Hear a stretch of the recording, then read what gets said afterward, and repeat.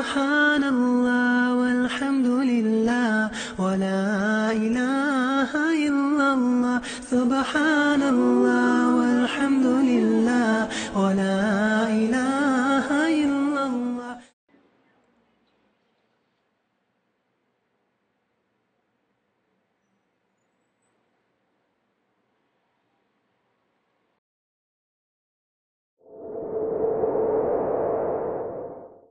Alhamdulillah, Alhamdulillah, all praises to Allah, all praises to Allah.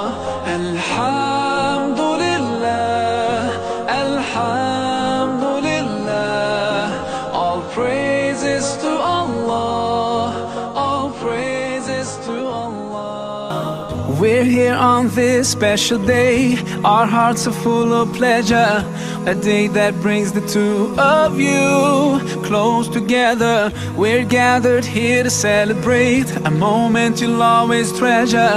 We ask Allah to make your love last forever. Let's raise Muslim Ummah of North America National President Janab Dr. Saidur Rahman Chaudhary, Mona Convention 2015 convention কমিটির সম্মানিত chairman, মোনার সম্মানিত vice president জনাব আবু আহমেদ নুরুজ্জামান, সম্মানিত অতিথিবৃন্দ, সম্মানিত উপস্থিত ভাই এবং বোনেরা, আসসালামু আলাইকুম ওয়া রাহমাতুল্লাহি ওয়া বারাকাতুহু। আমরা মহান আল্লাহ সুবহানাহু ওয়া তাআলার উপর ভরসা করে আমাদের মুসলিম উম্মাহ অফ নর্থ আমেরিকার মোনা কনভেনশন 2015 এর কার্যক্রম শুরু করতে যাচ্ছি। Bismillahirrahmanirrahim.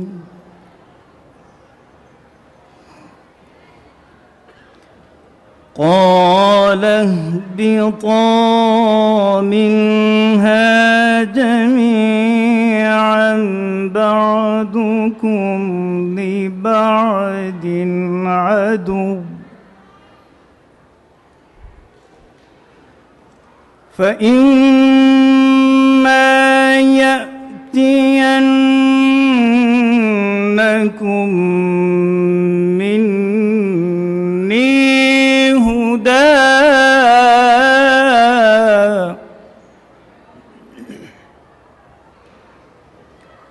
فمن اتبع هداي فلا يضل ولا يشقى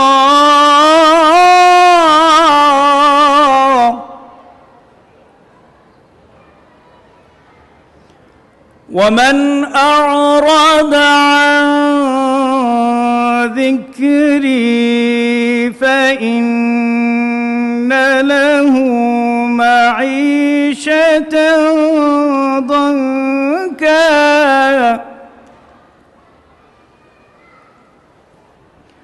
ونحشره يوم القيامة أعمى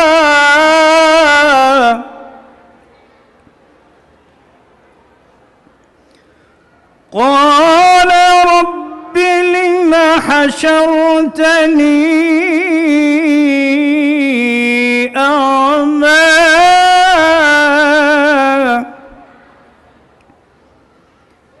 وقد كنت بصيرا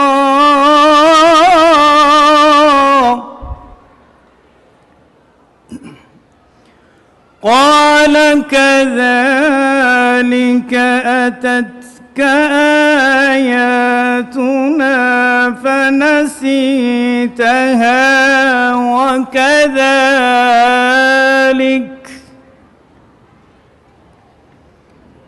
وكذلك اليوم تنسى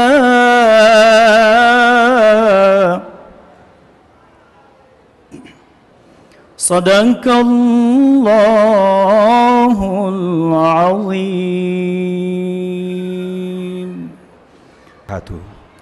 শুরু করছি মহান আল্লাহর নামে, যিনি পরম করুণাময়, অতি দয়ালু। তিনি বলেন, তোমরা উভয়ে এখান থেকে একসঙ্গে নেমে যাও। তোমরা একে অপরের শত্রু। এরপর যদি আমার পক্ষ থেকে তোমার কাছে হেদায়েত আসে, তখন যে আমার বর্ণিত পথ অনুসরণ করবে সে পথভ্রষ্ট হবে না এবং কষ্টে পতিত হবে না। আর যে ব্যক্তি আমার স্মরণ উপদেশমালা থেকে মুখ ফিরিয়ে নেবে তার জন্য হবে দুনিয়া সংকীর্ণ জীবন, এবং আমি তাকে কিয়ামতের দিন অন্ধভাবে উত্থিত করব। সে বলবে, হে আমার রব, দুনিয়ায় তো আমি চক্ষুষ্মান ছিলাম, কিন্তু এখানে আমাকে অন্ধ করে উঠালে কেন? আল্লাহ বলবেন, হ্যাঁ, এভাবেই তো। আমার আয়াত যখন তোমার কাছে এসেছিল তুমি তাকে ভুলে গিয়েছিলে, এবং সেভাবেই আজ তোমাকে ভুলে যাওয়া হচ্ছে। এমনিভাবে আমি তাকে প্রতিফল দেব, যে সীমা লঙ্ঘন করে এবং পালনকর্তার কথাই বিশ্বাস স্থাপন না করে। তা পরকালের শাস্তি কঠোরতর এবং অনেক স্থায়ী। সাদাকাল্লাহুল আলিউল আযীম। আসসালামু আলাইকুম ওয়া রাহমাতুল্লাহ। উপস্থিতি, এ পর্যায়ে আমাদের সামনে স্বাগত বক্তব্য রাখবেন মোনা কনভেনশন 2015 সম্মানিত চেয়ারম্যান জনাব আবু আহমেদ নুরুজ্জামান। জনাব আবু আহমেদ নুরুজ্জামান ভাইকে স্বাগত বক্তব্য রাখার জন্য অনুরোধ করছি। প্রিয় ভাই এবং বোনেরা, একটা কনভেনশন অসংখ্য সুযোগ সুবিধা আমাদের জন্য নিয়ে আসে। আমাদের ভাই বোনদেরকে একটা ইসলামিক এনভায়রনমেন্ট দেওয়া, আমাদের ছেলেমেয়েদেরকে একটা ইসলামী পরিবেশ দেওয়া, ইসলামের গুরুত্বপূর্ণ বিষয়ে আলোচনা শোনা, সেই আলোকে স্পিরিট এবং প্রেরণা নিয়ে নিজ দিনে এগিয়ে গিয়ে আমরা আবার দিনের কাজ করা উৎসাহ খুঁজে পাওয়া। আমাদের সমস্ত উল্লেখযোগ্য নেতৃবৃন্দ আছেন, তাদের কাছ থেকে বিভিন্ন বিষয়ে আমরা দিক নির্দেশনা পাই। শুধু তা না, আমরা এখানে আসার কারণে আমাদের ছেলেমেয়েরা অনেক আনন্দ এবং ফানের সুযোগ তারা পায়, আমাদের ভাই বোনেরা কেনাকাটার সুযোগ পান। এতে করে আমাদের কমিউনিটির যে সমস্ত বিজনেস আছে সেগুলোকেও আমরা প্রমোট করতে পারি ইনশাআল্লাহ। বহুবিধ কারণে এই কনভেনশন আমাদের জন্য অসংখ্য সুফল নিয়ে আসে। এই 2 দিন ব্যাপী কনভেনশনে আমরা চাইব আপনারা আমাদের সাধ্যমতো আমরা চেষ্টা করেছি যা সম্ভব দেওয়ার জন্য, আপনারা আমাদেরকে ক্ষমা সুন্দর দৃষ্টিতে দেখবেন। এবং আমরা চাইব যে উদ্দেশ্যে আমরা কনভেনশন করেছি আল্লাহ পাক সেই উদ্দেশ্যে যেন আমাদেরকে পরিচালিত করেন। আমরা যখন বাড়িতে ফিরে যাব আমরা তখন যেন একটা পজিটিভ এনার্জি নিয়ে ফিরে যাই। ইসলামের উপর চলা, ইসলামের আহ্বান মানুষের সামনে তুলে ধরা, ইসলামের জন্য কাজ করা, ইসলামের দাওয়াত মানুষের সামনে তুলে ধরার কাজে নিয়োজিত থাকা, এরকম আমরা প্রেরণা যেন সেখানে আমরা নিয়ে যেতে পারি এবং সারা বছর আমরা কাজে লাগাই করতে পারি। Welcome to Mona convention 2015। উম্মাহ শিল্পী গোষ্ঠীর ভাইদেরকে সঙ্গীত পরিবেশন করার জন্য অনুরোধ করছি। ছোট বড় সবাই মিলে করি মোরা এই নিবেদন, সফল হোক সার্থক হোক হোক মোদের আয়োজন। Mona convention, Mona convention, Mona convention, Mona convention. ছোট বড় সবাই মিলে করি মোরা এই নিবেদন, সফল হোক সার্থক হোক হোক মোদের আয়োজন। মোনা কনভেনশন, মোনা কনভেনশন,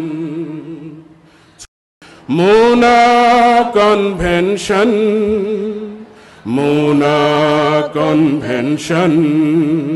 এই পর্যায়ে আমাদের সামনে বক্তব্য পেশ করবেন মুসলিম উম্মাহ অফ নর্থ আমেরিকার সম্মানিত ন্যাশনাল প্রেসিডেন্ট জনাব doctor Saidur Rahman Chowdhury. His divine message, Road to Success. সম্মানিত ভাই এবং বোনেরা, আমাদের এই কনভেনশন থিম আমাদেরকে উদ্বুদ্ধ করছে, আমাদেরকে জিজ্ঞাসা করছে, ডিভাইন মেসেজ, আল্লাহ রাব্বুল আলামিনের সর্বোচ্চ নেয়ামত আল কোরআন। আল্লাহ রাব্বুল আলামিন নিজেকে রহমান হিসেবে পরিচয় দিয়েছেন এজন্য, আর রহমান আল্লামাল কোরআন। তিনি রহমান, তিনি দয়ালু, তিনি কোরআনের শিক্ষা দিয়েছেন। কোরআনের শিক্ষা দিয়ে আল্লাহ রাব্বুল আলামিন নিজেকে রহমান নামকরণ সার্থক করেছেন।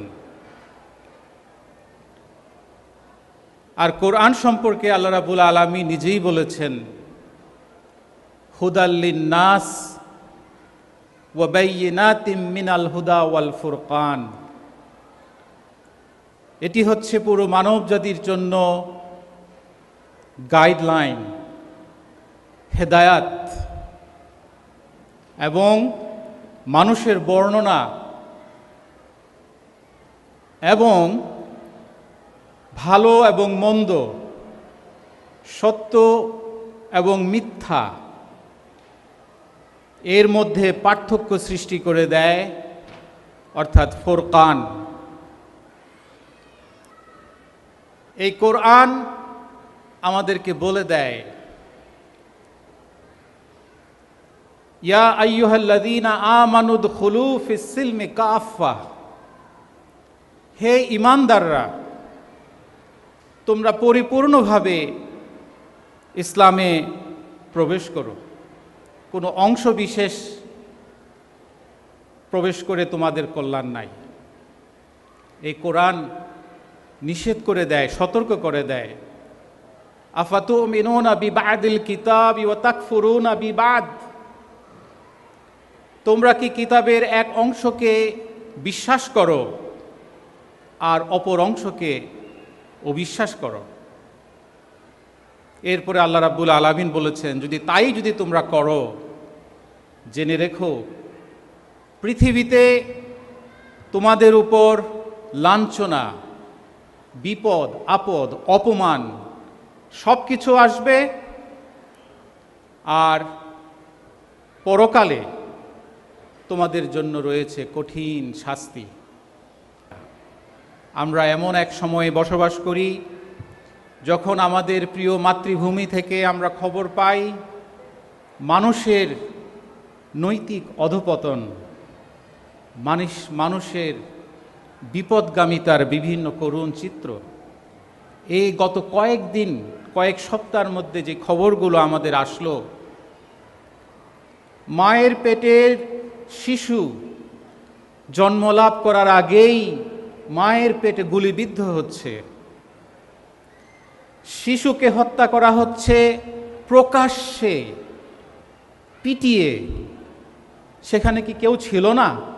কেউ বলার ছিল না এইভাবে নির্মমভাবে একটি শিশুকে তোমরা মেরো না?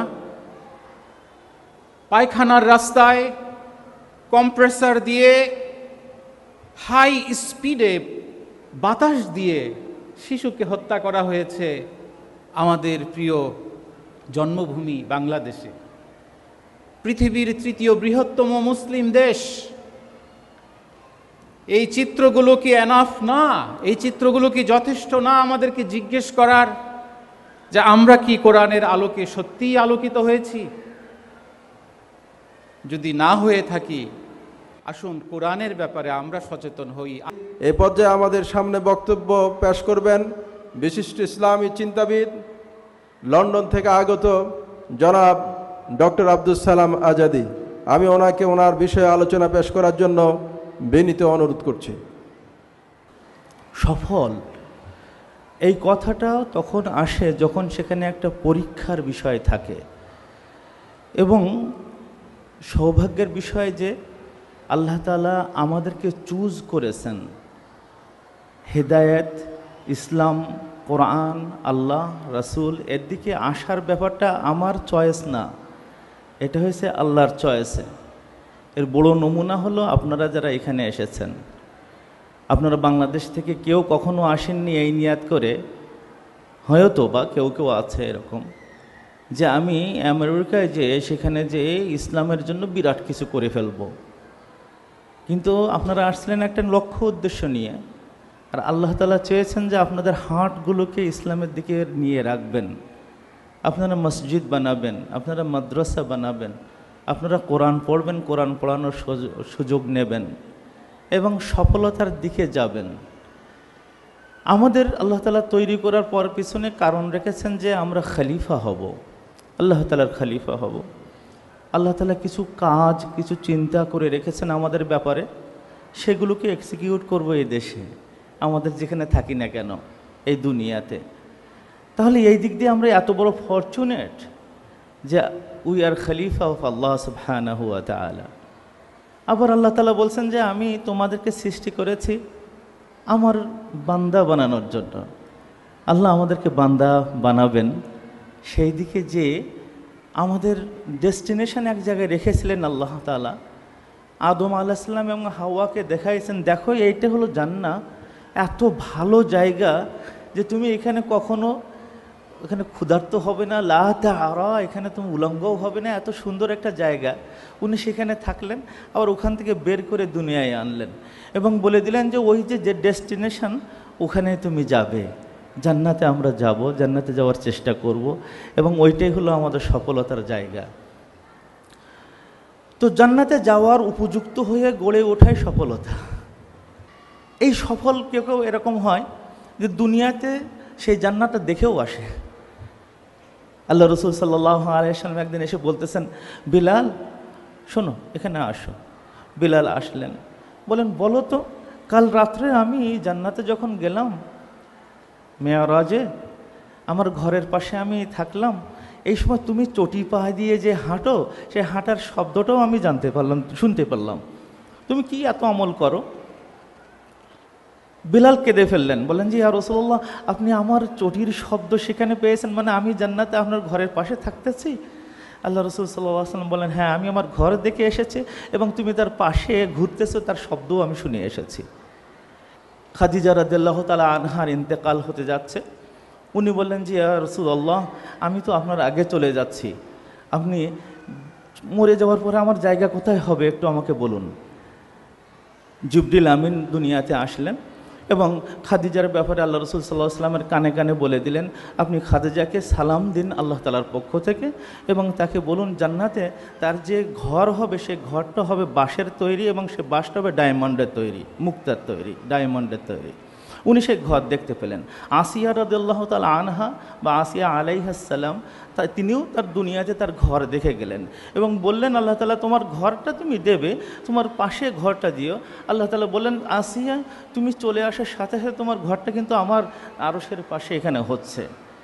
এই পর্যায়ে যাওয়াটা হলো কিন্তু সবচেয়ে বড় সফলতা, সবচেয়ে বড় সফলতা। এই সফলতার দিকে আমাদের ধাবমান, আমাদের গতি সবসময় রাখা দরকার। এই যে আল্লাহ তাআলা কোরআনের মধ্যে আমাদের সফলতার একটা কি মিনহাজ হবে তার একটা পথ বলে দিয়েছেন। সেটা হলো এই যে ফামান যুহজিহা আনিন নার ওয়া উদখিলাল জান্নাতা ফাকাদ ফাজ, যাকে জাহান্নাম থেকে একটু একটু করে সরানো হবে এবং জান্নাতে প্রবেশ করানো হবে সেই হলো সফল। হযরত রাসূল করিম সাল্লাল্লাহু আলাইহি ওয়াসাল্লাম একজনকে বললেন যে এই ব্যক্তি জান্নাতে যাবে, 3 দিন বললেন। তার সম্পর্কে যখন খোঁজ নেওয়া হলো দেখা গেল যে খুব বড় নামাজি তাও না, দেখা গেল যে সারা রাত জেগে ইবাদত করে তাও না।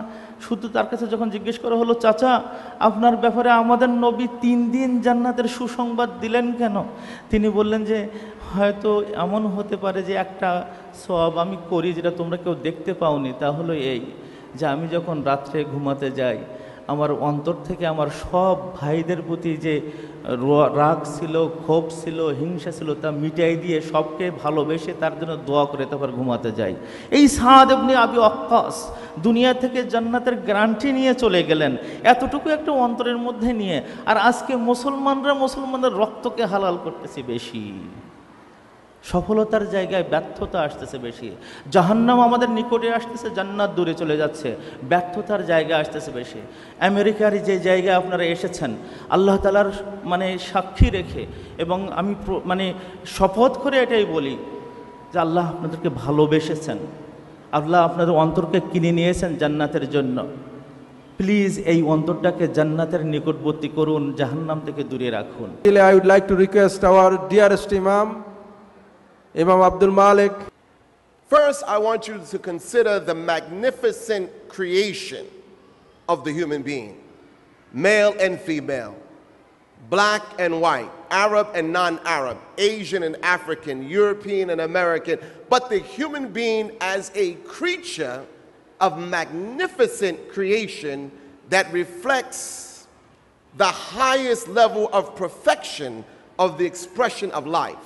I want you to think about this, that Allah subhanahu wa ta'ala, in creating us as human beings, He perfected our creation. Even though we may not live as perfect beings, our creation is perfect. Listen, Allah says in the Quran, Bismillah ar-Rahman ar-Rahim, لَقَدْ خَلَقْنَا الْإِنسَانَ فِي أَحْسَنِ تَقْوِيمٍ. I want to stop there.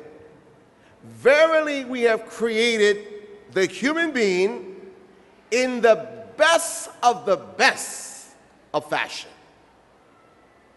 Out of all the creatures of creation, if we study creation, we'll come to know that out of everything in this universe, Allah created it at the service of human beings in obedience to His command. The sun serves you. The moon is at your service. The stars are at your service. The water is at your service, meaning it's available to you for your benefits. Think about it. When Allah created Adam, He created him to know Allah. Why does prophets come into the world? So the people may know who? Allah. Why is the Quran revealed? For what purpose? So that the people may know who? Allah. When Allah says, look at His creation and observe the creation and study yourself in the pursuit of that knowledge, at the end of that journey, who are you supposed to recognize? Allah. So I believe that we were created to know and to recognize Allah. Why? Because the highest form of worship is obedience to His command. But how can you obey Allah if you don't know Him? So I believe that we were created to be witnesses of His majesty. And the life that we live today are the seeds into the gate of eternity, because we were made to live forever. Now the question is, what life we will live forever? It depends on what we do. So brothers and sisters, I want you to think with me just for a few moments. Everything is made with a purpose in mind. And the word purpose, according to some, means the intended objective. Something was made specifically with an intended objective. It is designed with purpose in mind. For example, the chairs that you're sitting on, it's made for a purpose. What's the purpose of the chair? To sit on, right? It's made to sit. But sometimes people stand on chairs. Sometimes people pick chairs up in arenas like this, at a basketball game, and they throw a chair. Now the purpose of the chair was not made to be used as a weapon. The purpose of a chair was not made to be stand upon and kicked around. The purpose of the design of the chair was that it would give comfort to those who would choose to sit. Now I want you to think with me. And I want the young sisters and the older sisters to listen very carefully, because the role models that you need to follow are not on television, they're not on YouTube, they're not in magazines. The women that will show you the power and the grace of God in your life are the women in the Quran and the women in the books of all of Scripture, and the righteous women that followed the men of God in their time. So Moses' mother had faith. She placed Moses in the trust of God on the water. And how was Moses discovered? By a woman. And who led Moses back to his mother? A woman. She said, I know of a woman that he will eat from. And Allah returned Moses to his mother just out of the necessity of him being breastfed. See, God does great things in simple ways. People look for Allah to do great miracles that's so mystique and so spooked out. But Allah works His power through simplicity. Assalamu alaikum wa rahmatullahi wa barakatuhu. Give thanks to Allah for the moon and the stars. Praise Him all day for what is and what was. Take hold of your iman. Don't give in to shaitan. Oh, you who believe, please give thanks to Allah. Allahu Ghafoor, Allahu Rahim, Allahu Yuhibbul Muhsinin, wa khaliquna, wa raziquna, wa huwa ala kulli shay'in qadir. Allah is Ghafoor, Allah is Rahim, Allah is the one who loves the Muhsinin. He is a creator, He is a sustainer, and He is the one who has power over all. Give thanks to Allah for the moon and the stars. Praise Him all day for what is and what was. Take hold of your iman, don't give in to shaitan. Oh, you who believe, please give thanks to Allah. Allahu Ghafoor, Allahu Rahim, Allahu Yuhibbul Muhsinin, wa khaliquna, wa raziquna, wa huwa ala kulli shay'in qadir. Allah is Ghafoor, Allah is Rahim, Allah is the one who loves the Muhsinin. He is a creator, He is a sustainer, and He is the one who has power over all. So এই পর্যায়ে আমি request করব আমাদের দেশ থেকে আগত সৈয়দ মোহাম্মদ মোসাদ্দেক বিল্লাহ, উনি আমাদের সামনে বক্তব্য রাখবেন। আল্লাহর আনুগত্যের মাধ্যমেই মানুষের মান মর্যাদা নিহিত। আমি রিকোয়েস্ট করব। আমরা এই দুনিয়াতে কেন আসছি? লিমাযা নাহনু জিনা ফি হাযিহি দুনিয়া, মিন আইনা নাহনু জিনা ফি হাযিহি দুনিয়া, ওয়া বাদাল মামামাত আইনা নারজি মাররাতান সালিসা। আমরা দুনিয়াতে মানুষ কোত্থেকে আসছি, কেন আসছি, আবার মৃত্যুর পরে কোথায় রওনা করছি? আপনাদের বিবেকের কাছে, আমার মা বোনের বিবেকের কাছে, ভাই ব্রাদার সবার কাছে আজকাল আমার এই তিনটা প্রশ্ন। আমরা কেন আসছি, কোত্থেকে আসছি, আবার কোথায় রওনা করলাম?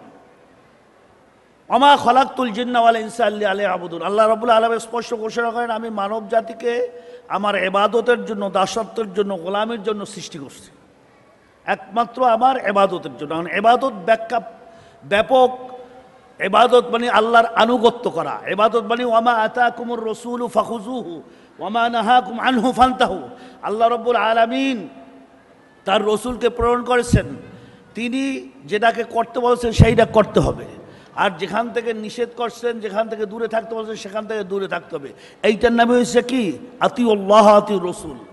আল্লাহ এবং আল্লাহর রসুলকে আনুগত্যের ভিতরেই আমাদের মুক্তি, আমাদের শান্তি।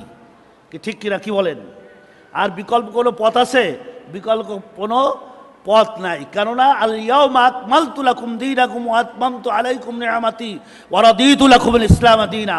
ইসলামী যে কোড অফ কমপ্লিট লাইফ, ব্যক্তিগত জীবন, পারিবারিক জীবন, সামাজিক জীবন, অর্থনৈতিক জীবন, সিরাতে সুরাতে, কামাইতে খরচে, ঘরে বাইরে, সর্বক্ষেত্রে, ব্যবসা বাণিজ্য, চাকরি বাকরিতে ইসলামের দিক নির্দেশনা আছে না নাই? কি বলেন?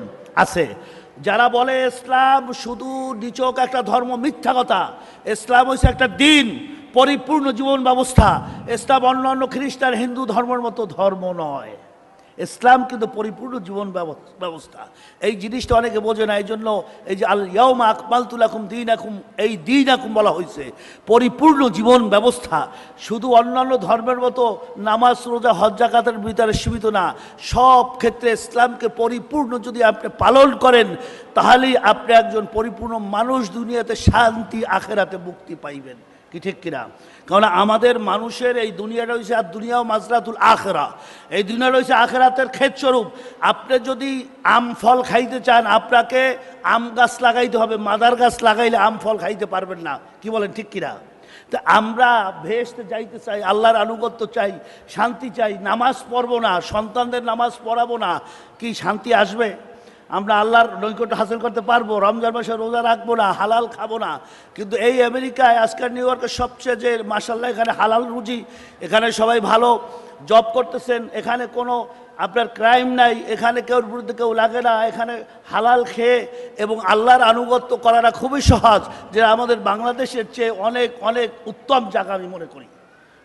এই পর্যায়ে আমাদের সামনে আসবেন our dearest brothers, Dr. Altaf Hussain. Allah subhanahu wa ta'ala willed that there would be a creation, a part of creation called the human being. The angels already existed, and indeed submission was the first test of Iblis, if you will, when Allah subhanahu wa ta'ala asked him to submit and to bow to Adam alayhi salam, and he refused to do so out of sheer arrogance simply based on the material from which he was created, by saying that I am created from fire and this person, this creation, this being is created from clay. How would I, one who is created from fire, bow to someone who is created from clay? How does that make sense? I can tell you that every single part of creation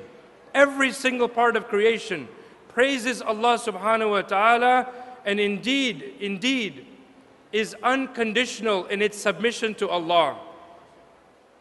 The sun, which because of the weather today we see the sun, mashallah, the sun never once in the history since its creation, not once did the sun say, you know what, why do I always have to rise in the east? Why do I always have to rise exactly at such and such time?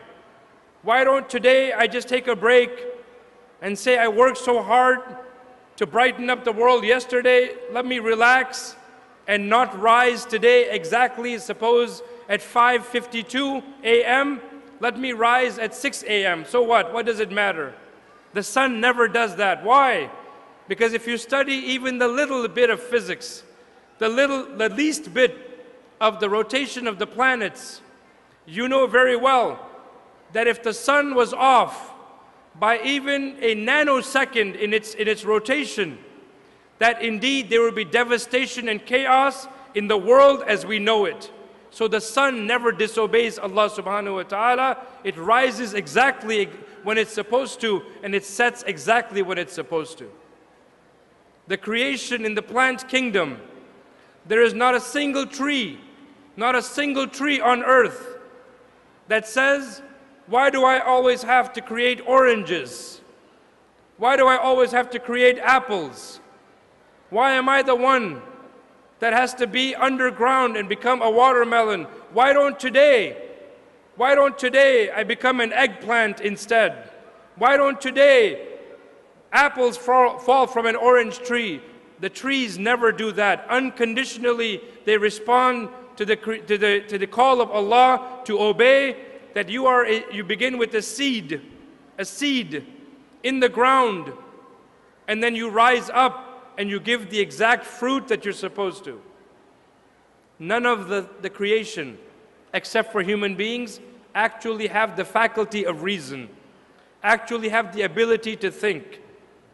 And so Allah subhanahu wa ta'ala said to us in Surah At-Tin, لَقَدْ خَلَقْنَا الْإِنسَانَ فِي أَحْسَنِ التَّقْوِيمِ, that indeed we have created mankind in the best of molds.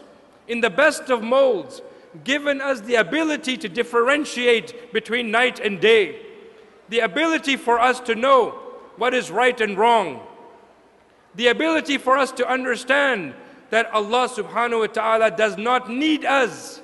We need Allah subhanahu wa ta'ala. And that He did not create us just out of whim and fancy, but that He created us with a purpose. In Surah Al-Mulk, Allah subhanahu wa ta'ala very clearly says, تَبَارَكَ الَّذِي بِيَدِهِ الْمُلْكِ وَهُوَ عَلَى كُلِّ شَيْءٍ قَدِيرٌ الَّذِي خَلَقَ الْمَوْتَ وَالْحَيَاةَ لِيَبْلُوَكُمْ أَيُّكُمْ أَحْسَنُ أَمَلًا. That indeed, Allah subhanahu wa ta'ala says that know that the entire domain, the dominion for Allah is with Allah. Allah is the Lord of all of creation.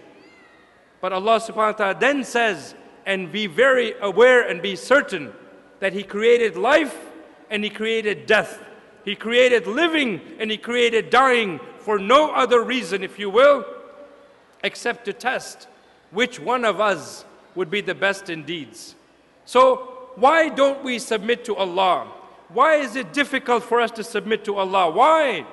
Because human beings, in another verse Allah subhanahu wa ta'ala says, Innal insana li rabbihi lakanud, in Surah Al-Adiyat. Innal insana li rabbihi lakanud. That indeed, Allah subhanahu wa ta'ala says, mankind is indeed full of being ungrateful.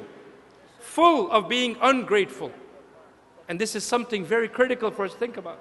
The reason we do not submit to Allah is because we have stopped understanding and realizing that if you were just awake, if you woke up this morning, you were able to breathe. You were able to breathe freely without any kind of tools or mechanisms to assist your breathing. Simply because of that, we should show gratitude to Allah and say, I submit to Allah subhanahu wa ta'ala. Let us make a pact. Let us make a pact and say that indeed, I'm not doing everything I need to do to show my love for Allah. I'm not doing everything I need to do to show gratitude to Allah. I'm not doing everything I need to do to show to Allah that I love the blessings He has given me. I'm not doing everything I need to do to submit to Allah. So let me improve. Let me improve. Let me use this Muna conference as a starting point and not an ending point. And indeed, let me say to myself and to all of those around me, I may not be perfect. I may not be the best husband or the best wife or the best daughter or the best son, but I am going to try my best. I'm going to try my best. And if I can submit first to Allah, if I can submit first to Allah, then getting along with people, getting along with everyone around me will absolutely not be impossible. Inshallah, I will be able to get it done. May Allah subhanahu wa ta'ala indeed give each and every one of us the strength to submit to Him. Say Ameen. May Allah subhanahu wa ta'ala give every single one of us the ability to reach and to study the message of the Quran and the seerah and the sunnah of the Prophet, peace be upon him, and then practice it in our... I want to request our special guest from the place we came from, the place many of us born, the place many of family members still living, Maulana Tariq Manwar. And আসসালামু আলাইকুম ওয়া রাহমাতুল্লাহি ওয়া বারাকাতুহু। এই পৃথিবীতে সফলতার মানদণ্ড কি? আমাদের দুনিয়াতে আমরা অনেকেই বিশ্বাস করি, বিশেষ করে বাংলাদেশে দেখা যায় টেলিভিশনে যারা কথা বলেন, সফল হলেন যারা, তাদের লিস্ট হলো যারা নাটকে একটু সময় দিয়েছেন অথবা একটু ড্রামাতে সময় দিয়েছেন, এদেরকে সফল হিসেবে ধরা হয়। কেউ মন্ত্রী হয়ে নিজেকে সফল মনে করেন, কেউ বড় ব্যবসায়ী হয়ে সফল মনে করেন, যারা আমেরিকাতে আসার ড্রিম দেখেন এখানে এসে সফল মনে করেন। কিন্তু আল্লাহ রাব্বুল আলামিন বলেছেন তার ঠিক বিপরীতটা। ঈমান আনলো যারা, সফল হলো তারা। কাদ আফলাহাল মুমিনুন। সফলতার প্রথম কথাই হলো বিশ্বাস। প্রথম কথাই কি? বিশ্বাস। আর বিশ্বাসের প্রথম কথা হলো লা ইলাহা মুহাম্মাদুর। এখন আমরা কি বিশ্বাস করি? আমরা বলতে সারা পৃথিবীর মানুষ কি বিশ্বাস করে? জন্ম থেকেই যদি আমরা ধরি, বিশ্বাসের ক্ষেত্রগুলো দেখেন। একটা শিশুর জন্ম হয়, হিন্দু ভাইয়েরা একটা বিশ্বাস করেন, মুসলমান ভাইয়েরা একটা বিশ্বাস করেন। আমার দেশে পাশাপাশি হিন্দু ভাইদের প্র্যাকটিস থাকাতে অনেক হিন্দুয়ানি জিনিস ইসলামের ভিতরে ঢুকে পড়েছে। রাসূল সাল্লাল্লাহু আলাইহি ওয়াসাল্লাম যেটা বলেছেন সেটা থেকে আমরা অনেক দূরে অবস্থান করি কখনো কখনো না জানার কারণে। এই জন্য সব নবী আলাইহিস সালাম আফসোস করেছেন, ইয়া লাইতা কওমি ইয়ালামুন, আফসোস আমার জাতি যদি জানতো, আমার জাতি যদি জানতো। প্রত্যেক নবী আলাইহিস সালাম আফসোস করেছেন আমার জাতি যদি জানতো। ইমাম বুখারী আলাইহি রাহমা আল ইলমু ক্বাবলা আল আমল, আমলের আগে এলেমের কথা বলেছেন। যে জানে না সে কখনো আমল করতে পারে না। আমরা এখানে এসেছি অনেক বাধা বিপত্তি পেরিয়ে, অনেকে আসতেও পারেননি, কিন্তু আমরা এখানে এসেছি কি পাবো, আমাদের কি রিওয়ার্ড আমরা পাবো, আখিরাতটা আমাদের সামনে আমরা দেখি, আমাদের বিশ্বাস আমাদেরকে নিয়ে এসেছে। রাসূল সাল্লাল্লাহু আলাইহি ওয়াসাল্লাম বলেছেন, যখন কোনো জিকিরের মধ্যে কেউ যায় তার প্রতিটি কদমে আল্লাহ তার গুনাহগুলোকে মাফ করে দেন। মুসলিম শরীফের বর্ণনায় বিশ্বনবী সাল্লাল্লাহু আলাইহি ওয়াসাল্লাম তিনটা জিনিসের কথা বলেছেন, তিনটা জিনিস মানুষের গুনাহ কমিয়ে দেয়। ইসবাগুল উযু আলাল মাকারিহ, কষ্টের সময় সুন্দর করে ওযু করা গুনাহ কমায়। খুতওয়াত ইলাল মাসাজিদ, হেঁটে হেঁটে মসজিদের দিকে যায়, হেঁটে হেঁটে আল্লাহর কাজের দিকে যায়। ইন্তজারুস সালাত ফিস সালাত, এক সালাত থেকে আরেক নামাজ পর্যন্ত যে অপেক্ষা করে আল্লাহ তাদের গুনাহগুলো কমিয়ে দেন। রাসূল সাল্লাল্লাহু আলাইহি ওয়াসাল্লাম প্রথম কথা বললেন শিক্ষার ক্ষেত্রে, তলাবুল ইলমি ফরিদাতুন আলা কুল্লি মুসলিম ওয়া মুসলিমাত, প্রত্যেক নারী এবং পুরুষের জন্য আল্লাহ জ্ঞান অর্জনকে ফরজ করে দিয়েছেন। এই জ্ঞান অর্জনটা হতে হবে জন্মের পর থেকেই, অর্থাৎ যেদিন আপনি বিবাহ বন্ধনে আবদ্ধ হলেন সেই বিয়ের জ্ঞানটা তার আগেই, বিয়ের আগে আপনার জানাটা ফরজ। আপনার বিশ্বাস থাকতে হবে আপনার ডেস্টিনেশন কোনটা আপনি নেবেন, ইম্মা শাকিরা ওয়া ইম্মা কাফুরা। একটা হলো শুকরিয়ার পথ, আরেকটা হলো কুফুরির পথ। একটা হলো জান্নাতের পথ, আরেকটা হলো জাহান্নামের পথ। এখন আপনি যদি বলেন যে আমি ডান দিকেও যাব না বাম দিকে যাব না, আমি হলাম নিরপেক্ষ, রাইটের রাস্তাটি সব নবী আলাইহিস সালামদের রাস্তা, আর লেফটের রাস্তাটি হলো খুতওয়াতুশ শয়তান। বিশ্বাসের দিক থেকে আপনি যখনই বিবাহ বন্ধনে আবদ্ধ হলেন, একটা সমাজের গোড়াপত্তন করলেন, আপনার জানতে হবে আপনার বিবিকে কোন দোয়া দিয়ে আপনি গ্রহণ করবেন, কোন দোয়া দিয়ে আপনার জীবনটা আপনি শুরু করবেন। রাসূল সাল্লাল্লাহু আলাইহি ওয়াসাল্লাম কোন দোয়া করেছেন বিবাহের আসরে, সন্তানদের মাথায়, কাপড়ের মাথায় হাত রেখে, দোয়াগুলো জানতে হবে আপনাকে। আমরা সেই আল্লাহর দিকে ডাকবো। প্রথম এজেন্টটা নিতে হয় মেয়েদের কাছ থেকে। মেয়েদেরকে এখানে সুপিরিয়র বানিয়ে দেওয়া হলো, মেয়ে যতক্ষণ পর্যন্ত রাজি হবে না আপনার বিবাহ বন্ধন হবে না। কাজী সাহেব বলেন কবুল ক, ছেলেটা বলে কবুল, কবুল হয়ে গেল। এখন কবুলটা কি করলো ছেলে, এটা জানে না অধিকাংশ বিবাহ বন্ধনে যারা আবদ্ধ হচ্ছে। আমরা জানি না আমাদের লিমিট কতটুকু, কবুল দিয়ে আমরা কি কবুল করলাম। আমরা কি করি, কিছুদিন পরে দেখা যায় মেয়ের গায়ে হাত তোলা হয়, মেয়েটাকে সময় দেওয়া হয় না। এদেশে হলো time factor, time is money. অথচ আমাদের বিশ্বাস, যদি আমরা বিশ্বনবী সাল্লাল্লাহু আলাইহি ওয়াসাল্লামের আদলে আমাদের বিশ্বাসটা সাজাই, রাসূল সাল্লাল্লাহু আলাইহি ওয়াসাল্লাম কি করেছেন, মোহরানার জন্য মেয়েটার যে স্ট্যান্ডার্ড সেটাই মেনটেন করেছেন মুহাম্মদ সাল্লাল্লাহু আলাইহি ওয়াসাল্লাম। রাসূল সাল্লাল্লাহু আলাইহি ওয়াসাল্লামের বিবিদের মধ্যে সবচেয়ে বেশি রিচ ওয়েল অফ ছিলেন সাইয়েদনা খাদিজাতুল কুবরা রাদিয়াল্লাহু আনহা। ওনার মোহরানা হয়েছে সবচেয়ে বেশি, ওনার মোহরানা হয়েছে 20টি উট। রাসূল সাল্লাল্লাহু আলাইহি ওয়াসাল্লাম তার মোহরানা হিসেবে দান করেছেন। বিশ্বনবী সাল্লাল্লাহু আলাইহি ওয়াসাল্লাম বুখারীর বর্ণনায় যেটা বললেন, দুটি জিনিসের দাম, দুটি পয়সার দাম আল্লাহর কাছে সবচেয়ে বেশি। একটা হলো যেটা সংসারের জন্য খরচ করা হয়, আরেকটি হলো যেটা আল্লাহর দিনকে বিজয়ের জন্য খরচ করা হয়। সন্তান আসলো, সন্তানকে বিশ্বনবী সাল্লাল্লাহু আলাইহি ওয়াসাল্লাম বলেছেন আসার সাথে সাথে পরিষ্কার করিয়ে দাও, প্রথম কাজ। 2 নম্বর কাজ, সন্তানকে তাহনিক করো, মিষ্টি মুখ করাও। খেজুর চাবিয়ে কখনো কখনো বিশ্বনবী সন্তানের মুখ রস দিয়ে দিতেন আলাইহিস সালাম, কখনো কখনো আঙ্গুলে মধু লাগিয়ে জিহ্বায় মিষ্টি লাগিয়ে দিতেন। 3 নম্বর আজান দিতেন, 4 নম্বর একটি সুন্দর নাম রাখতেন, 5 নম্বরে আকিকা দিতেন। কিন্তু সুন্নাহ হলো 1 সপ্তাহের মধ্যেই আকিকার ব্যবস্থা করতেন মুহাম্মদ রাসূলুল্লাহ সাল্লাল্লাহু আলাইহি ওয়াসাল্লাম। ছেলে হলে 2টি ছাগল, মেয়ে হলে 1টি ছাগল। গরু দিয়ে আমরা আকিকা দেই, যেটা হাদিসের কোনো বর্ণনায় আসে নেই। আমাদের দেশে কোরবানি কোন সময় দিবেন, কয় কোরবানির আকিকা দমু কোরবানির ঈদের সাথে, যেটা বিশ্বনবী সাল্লাল্লাহু আলাইহি ওয়াসাল্লাম কখনো দেননি। আমরা আস্তে আস্তে করে আমাদের বিশ্বাসগুলোর দিকে যাই, দাঁত উঠে বাচ্চার। আমি জানি না এদেশে এটা আছে কি না, আমার সাথে এই কারবারটা হয়েছিল। তোমার মোটা দাঁতটা ইঁদুরের কাছে দিবা, আর ইঁদুরের গর্তের কাছে গিয়ে বলবা, ইঁদুর মামা আমার মোটা দাঁতটা নিয়ে আমার একটা চিকন দাঁত দিবা। আচ্ছা বলেন তো, আমাদের মুখে যদি ইঁদুরের দাঁত লাগানো হয় কেমন লাগবে?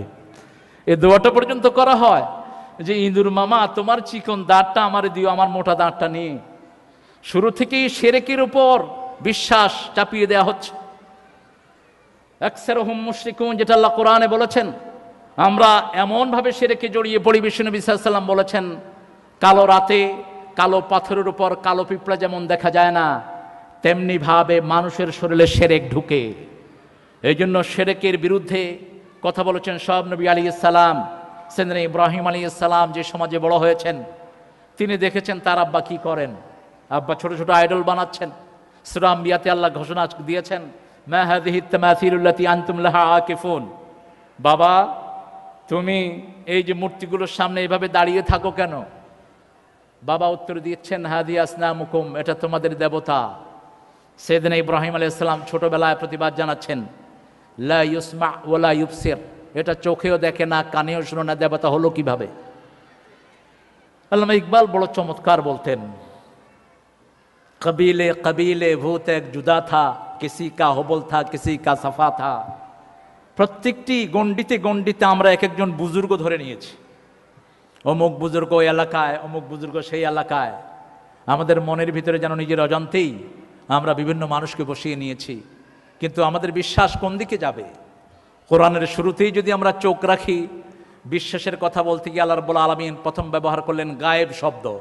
আল্লাযীনা ইউমিনুনা বিল গায়বি ওয়া ইউকিমুনাস সালাত ওয়া মিম্মা রাযাকনাহুম ইউনফিকুন। কি বিশ্বাস করব আমরা?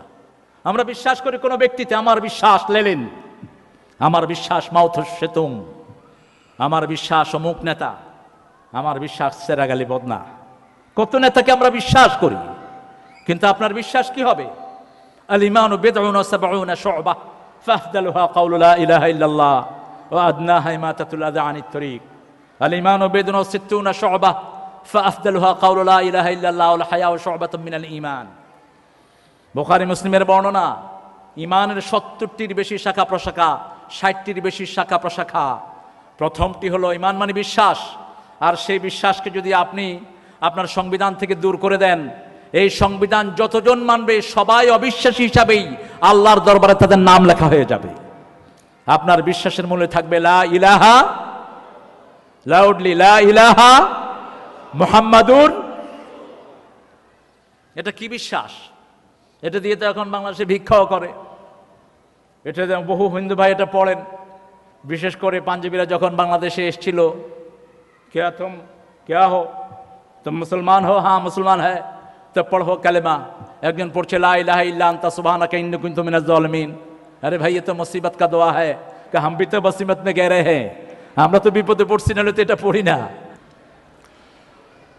এই তো সে দেশ সাঁঝের বেলায় যেথা ভেসে আসে দূর হতে ভাটিয়ালি সুর।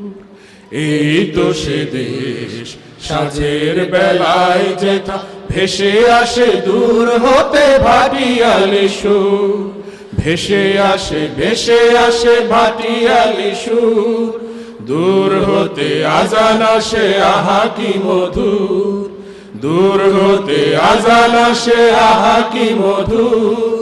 ভেসে আসে ভাটিয়ালি সুর। এখানে পাখিগুলো গান গেয়ে যায়, এখানে নদীগুলো যায় বয়ে যায়। এখানে পাখিগুলো গান গেয়ে যায়, এখানে নদীগুলো যায় বয়ে যায়। এখানে পাখিগুলো গান গেয়ে যায়, এখানে নদীগুলো যায় বয়ে যায়। নিঝুম চরাচরে সাগর তীরে তীরে নিঝুম চরাচরে সাগর তীরে তীরে হৃদয় যায় উড়ে দূর বহু দূর পাখিরা যায় ফিরে ডানা মেলে নীরে আজান আসে ধীরে আহা মধুর লব্বাইক আল্লাহুম্মা লব্বাইক লব্বাইক লা শারীকা লাক লব্বাইক লব্বাইক আল্লাহুম্মা লব্বাইক লব্বাইক লা শারীকা lakh লব্বাইক In the shade of the Kaaba, we all come together. From the corners of the earth, we all want to prosper. What a mercy, Allah, you have bestowed on your creation. Labbaik Allah, we are present Allah. Labbaik Allah, we are present Allah. Labbaik, labbaik, labbaik Allah. Labbaik, labbaik, labbaik Allah. Everyone. Labbaik, labbaik, labbaik Allah. Labbaik, labbaik, labbaik Allah. We be rude to mothers, our problem to fathers, ignorant to brothers, and unjust to our sisters. Wallah, please forgive us and enlighten our hearts. Wallah, please forgive us and show us the straight path. Accept all our efforts and grant us our du'as. O merciful Creator, you are Ar-Rahman. We ask for your guidance and plead for your aid. To unite our hearts and increase us in faith. Labbaik Allahumma labbaik. Labbaik la sharika lak labbaik. Labbaik Allahumma labbaik. Labbaik la sharika lak labbaik. Labbaik Allah, we are present Allah. Everyone. Labbaik Allah, we are present Allah. Labbaik, labbaik, labbaik Allah. Labbaik, labbaik, labbaik Allah. Labbaik, labbaik, labbaik Allah. Labbaik, labbaik, labbaik Allah. সম্মানিত সুধীমণ্ডলী, আমাদের এটি বৃন্দ কবিতা আবৃত্তি উম্মা শিল্পী গোষ্ঠীর আবৃত্তিকারদের উপস্থাপনায় নেতৃত্ব দিচ্ছেন আমাদের সহযোগী প্রতিশ্রুতিশীল তরুণ কবি নুরুল আনোয়ার। পৃথিবী কি আজ শেষে নিঃস্ব, ক্ষুধাতুর কাঁদে সারা বিশ্ব, চারিদিকে ঝরে পড়া রক্ত, জীবন আজকে উত্তপ্ত। আজকের দিন নয় কাব্যের, পরিণাম আর সম্ভাব্যের, ভয় নিয়ে দিন কাটে নিত্য, জীবনে গোপন দুর্বৃত্ত। চিরবিপ্লবী ভূমিকা তোমার, মুসলিম তুমি হও, জামানার স্রোতে বয়ে যাও যদি, মুসলিম তুমি নও। দুনিয়া জুড়িয়া পাপের বেশাতি, মিথ্যের জিন্দেগি, সেই যে জীবন বাঁচিয়া করিবে আল্লাহর বন্দেগি। সত্যের তরে সেই সংগ্রামে অক্ষয় যদি হও, ভণ্ডামি ছাড়ো, নাম ফেলে দাও, বলো মুসলিম নও। কুকুরের মতো হিংস্রতা নিয়ে শকুনের মতো লোক, মুসলিম নাম বয়ে বেড়ানোটা পরকালে ফেলাটো। আল্লাহ সে টুপ গিলিবে না কভু, ধর্ম ভুলিবে না, সত্যের কাছে শুধু অকরুণ, বারে মিথ্যার দেনা। আমাদের সবচেয়ে দামি একটা স্বপ্ন আছে, সেই স্বপ্ন হচ্ছে এই জমিনে আমরা কালেমার পতাকা দেখে যেতে চাই, যদি আল্লাহ কবুল করেন। এর চেয়ে বড় কোনো স্বপ্ন কারো আছে? আপনার কলিজা কেমন লাগবে যদি যখন শুনবেন আপনার প্রিয় মাতৃভূমি বাংলাদেশে কালেমার পতাকা উঠছে? চোখটা বন্ধ করেন আর একটু দেখেন কেমন লাগবে। কোনো একদিন এ দেশের আকাশে কলেমার পতাকা উড়বে, সেদিন সবাই খোদাই বিধান পে দুঃখ বেদনা ভুলবে। কোনো একদিন এ দেশের আকাশে কলেমার পতাকা উড়বে, সেদিন সবাই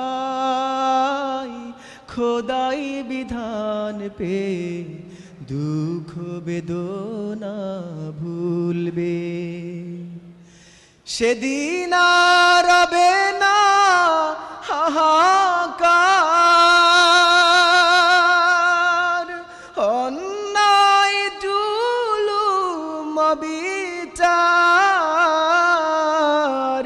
থাকবে নয়নাচার দুর্নীতি কদাচার, থাকবে নয়নাচার দুর্নীতি কদাচার, সকলেই শান্তিতে থাকবে।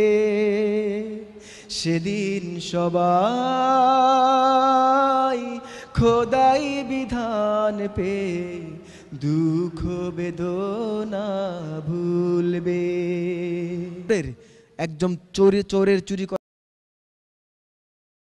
করার কারণে যে শাস্তি হয়েছে সেই শাস্তিটি আমরা ক্রস ফায়ারের মাধ্যমে আপনাদেরকে দেখাবো।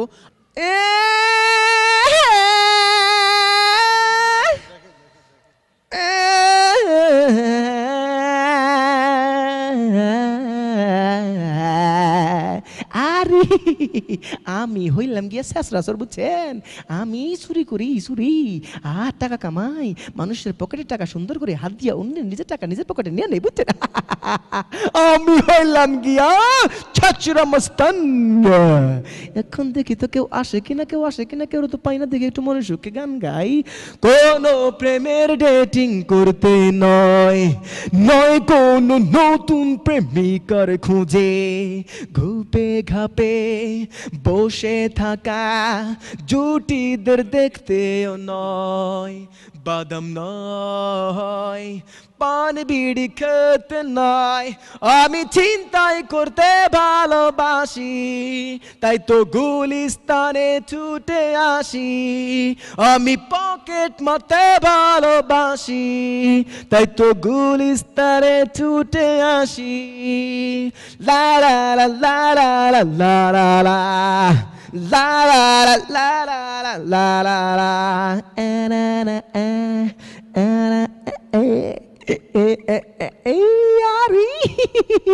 চল নেই চল নেই, আমি যে বেকার ছেলে, কেমন করে চলবো আমি বেকারে জীবনে, জীবনে। আপনি হলেন বিত্তশালী লোক, আপনার পকেটের দিকে আমার বেশি ঝোঁক, চট জলদি দিয়ে দেন, সব সময় যে পার হলো। কি আছে? দেন দেন, মোবাইল কই, মোবাইল, পকেট পকেট পকেট, বের করুন বের করুন বের করুন বের করুন। এদিকে একটু এদিকে যান, এদিকে যান, এখন এদিকে আসেন আসেন আসেন, পরে পরে একটু এদিকে আসেন, একটু এদিকে এদিকে, আরো আরো আরো। গেল রে খোয়া গেল, মালা মার খোয়া গেল, গেল রে খোয়া গেল। জাপটা লা লা লা লা লা লা লা লা লা লা লা লা লা লা লা লা। বাবা রে, কত কিছু পাইলাম। দেখি তো ব্যাগ ট্যাগ তো মোটামুটি ভালোই কামাইছি। দেখি আর কেউ আসে টাসে কিনা। ওমা মারাজন দেখা যাচ্ছে, দেখা যাচ্ছে, দেখি পিছনে ফালাই দি।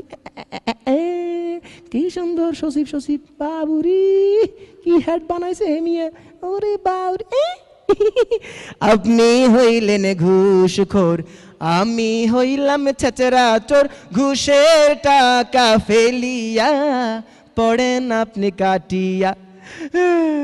শুধু শুধু ভুল বুঝেন না, আমি ঘুষখোর না, সচিব কুদ্দুস আলী, এখন আমি চলি। কই যেতেন, কই যেতেন? এদিকে আসেন, এদিকে আসেন, সব দেন। এই গুলি দেখছেন, গুলি গুলি।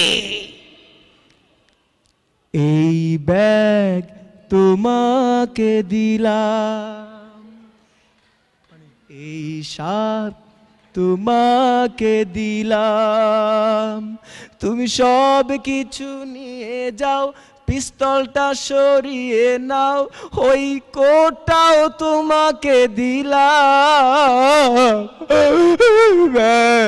তোমাকে আমি হইলাম গিয়া হিরো অফ দ্য ঢাকা, বুঝছেন? আমার লগে পারে, আরে বেড়া মোরে সেনো, মুই কমুতে আইসি, দেখি তো আর কেউ আসে কিনা। মেলা জিনিস পাইছি।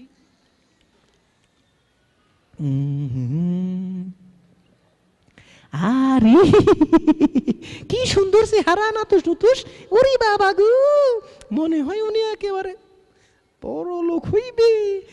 देखा तुमसे अच्छा लगता,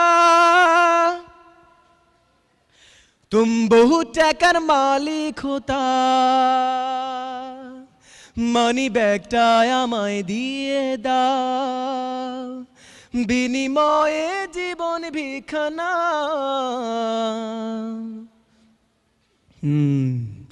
বহু টাকা কামাইছো তুমি, তুমি জানো না কে হলাম আমি, তোমায় হাজতে নেব জেলের গানি টানাবো, তোমায় হাজতে নেব জেলের গানি টানাবো। হাট বেটা চুপ চুপ, টাকা ফেলাগে নইলে গুলি কইরা দিমু, জীবনটা যাবে। বেটা চুপ চুপ, হাট তুই চুপ, তুই চুপ করিস না লাভ ঝাপ, ক্রস ফায়ার কইরা দিমু আমি হইলাম রাপ।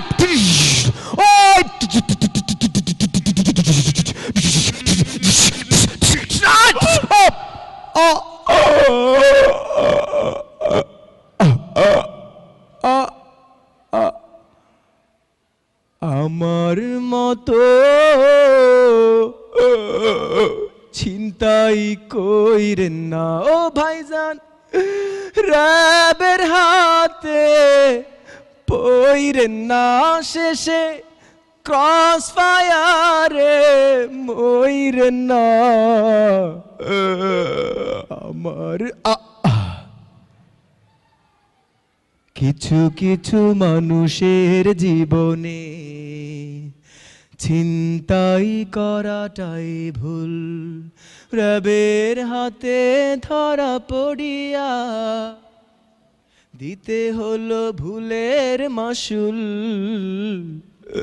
কিছু কিছু মানুষের জীবনে সন্ত্রাসী করাটাই ভুল, কিছু কিছু মানুষের জীবনে ছিনতাই করাটাই ভুল।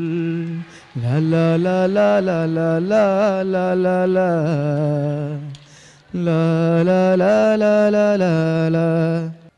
দেশের 12টা বাজাইল গো হিন্দি ফিল্মে, দেশের 12টা বাজাইল গো হিন্দি ফিল্মে, দেশের 12টা বাজাইল গো হিন্দি ফিল্মে, দেশটা রসাতলে গেল গো নানা কুকর্মে, দেশের 12টা বাজাইল গো হিন্দি ফিল্মে, দেশটা রসাতলে গেল গো নানা কুকর্মে। ফিল্ম দেখা 8 বছরের কলি মুদির পোলা, 9 বছরে জরিনারে দেয় যে গলার মালা। ছি, ফিল্ম দেখা 8 বছরের কলি মুদির পোলা, 9 বছরে জরিনারে দেয় যে গলার মালা। আবার ফিল্ম দেখা গাঞ্জা খাইয়া আবার কয় ড্যাডি গো হিন্দি ফিল্মে, দেশের 12টা বাজাইল গো হিন্দি ফিল্মে, দেশটা রসাতলে গেল গো নানা কুকর্মে, দেশের 12টা বাজাইল গো হিন্দি ফিল্মে, দেশটা রসাতলে গেল গো নানা কুকর্মে। ঠিক না? আজকের সময়টা আবার যদি ফিরে আসে কবু বারবার, আজকের সময়টা আবার যদি ফিরে আসে কবু বারবার, আমি প্রভুর ধ্যানে গুনব প্রহর, শুনবো না কোনো বারণা। আজকের সময়টা আবার যদি ফিরে আসে কবু বারবার, আজকের সময়টা আবার যদি মায়ায় হলো যে গাফেল, আহা হয় যে গাফেল, হারায় সে কোরআনের আলোক দিশা। পথের মাঝে দেশে পথের ভুলে কাটায় ঝুমিয়ে সে মায়ার নেশা। ধরনের মায়ায় হলো যে গাফেল, আহা হয় যে গাফেল, হারায় সে কোরআনের আলোক দিশা। পথের মাঝে দেশে পথের ভুলে কাটায় ঘুমিয়ে সে মায়ার নেশা। অদ্বয় গাফেলের ঘুম ভাঙাতেই হবে, অদ্বয় গাফেলের ঘুম ভাঙাতে হবে, না হয় হবে শেষ জীবন তার। আজকের সময়টা আবার যদি ফিরে আসে কবু বারবার, আজকের সময়টা আবার যদি ফিরে আসে কবু বারবার, আমি প্রভুর ধ্যানে গুনব প্রহর, শুনবো না কোনো বারণা। আজকে আল্লাহকে যারা বেসেছে ভালো, দুঃখ কি আর তাদের থাকতে পারে, দুঃখ কি আর তাদের থাকতে পারে। যারা লয়েছে মুখে কোরআনের বাণী, লয়েছে মুখে হাদিসের বাণী, হতাশা কি আর তাদের থাকতে পারে, দুঃখ কি আর তাদের থাকতে পারে। আল্লাহকে যারা এসেছে ভালো, দুঃখ কি আর তাদের থাকতে পারে, দুঃখ কি আর তাদের থাকতে পারে। সামনে বাড়ালো পাজারায়াজ নতুন পৃথিবী গড়তে, জানা তো আছে তাদের সবার কত যে হবে লড়তে। সামনে বাড়ালো পাজারায়াজ নতুন পৃথিবী গড়তে, জানা তো আছে তাদের সবার কত যে হবে লড়তে। জীবনের সব পিছু টান তাই হেরে যায় বারে বারে, দুঃখ কি আর তাদের থাকতে পারে, দুঃখ কি আর তাদের থাকতে পারে। মায়ের আদর বোনের হাসি সংসার সুখ প্রিয়ার মুখ সব ছেড়ে চলে অজানার পথে, শত বেদনার স্মৃতি বয়ে যায় মুখে যোদ্ধার হাসি।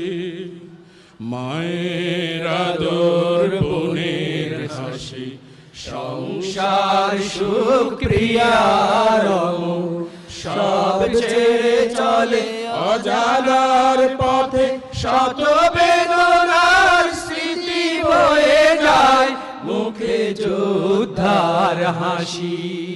সৈয়দি রসুলানা ইয়া সৈয়দি হাবিবানা, ইয়া সৈয়দি রসুলানা, ইয়া সৈয়দি হাবিবানা, ইয়া সৈয়দি রসুলানা, ইয়া সৈয়দি হাবিবানা। Everyone, Allah Allah Allah Allah Allah Allah Allah Allah Allah Allah Allah Allah Allah Allah Subhanallah. Allahu Allah. Allahu Akbar. Allahu Allah. Allahu Akbar. Allahu Allahu Allahu Allahu Allahu Allahu Allah.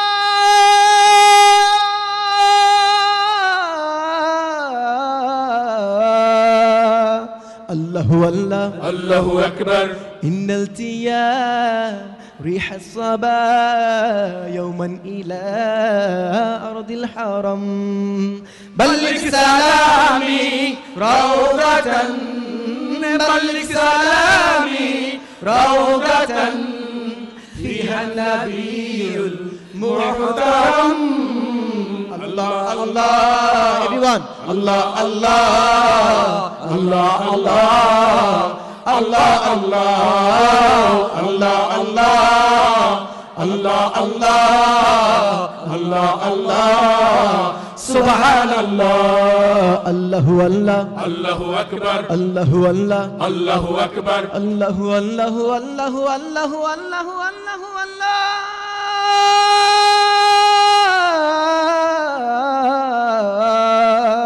Allahu Allah. Allahu Akbar. সংগ্রামী তুমি বিপ্লবী তুমি তোমার পথেরই মুজাহিদামি সংগ্রামী তুমি বিপ্লবী তুমি তোমার পথে মুজাহিদামি আল্লাহ আল্লাহ আল্লাহ আল্লাহ আল্লাহ আল্লাহ আল্লাহ আল্লাহ আল্লাহ আল্লাহ আল্লাহ আল্লাহ আল্লাহ সুবহানাল্লাহ Allahu Allah. Allahu Akbar. Allahu Allah. Allahu Akbar. Allahu Allahu Allahu Allahu Allahu Allahu Allah.